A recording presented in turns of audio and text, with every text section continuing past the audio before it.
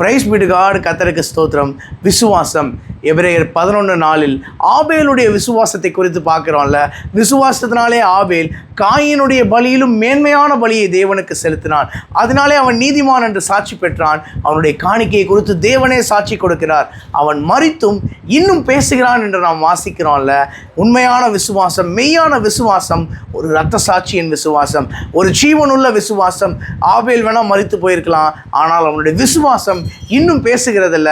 அதனால தான் அப்போஸ்தலனாகிய பவுல் 2 தீமோத்தேயு 4:7 சொல்றாரு, நல்ல போராட்டத்தை போராடினேன், ஓட்டத்தை முடித்தேன், என்னுடைய விசுவாசத்தை காத்து கொண்டேன் என்று சொல்கிறார்ல.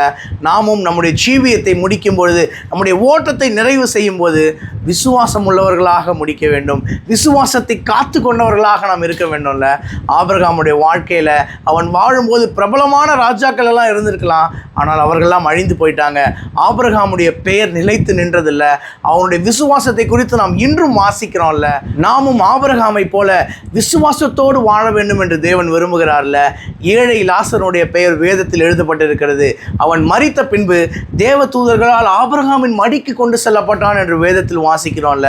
ஆனால் மறுபக்கத்தில் அவனுக்கு மேலாக தினமும் சம்பரமாய் சாப்பிட்ட அந்த ஐஸ்வர்யனுடைய பெயரை வேதம் எழுத மறுத்துவிட்டது.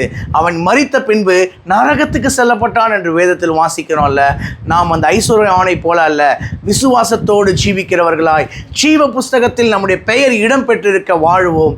தேவன் நம்முடைய வாழ்க்கையில் பெரிய காரியங்களை செய்வார். என்னுடைய வாயின் வார்த்தை, என்னுடைய இருதயத்தின் தியானங்கள் கர்த்தருக்கு முன்பாக பெரிதியாக இருக்கட்டும். கர்த்தருக்கு சித்தமான இன்னொரு வீடியோ பதிவில் நாம் சந்திப்போம். God bless you all. Thank you so much.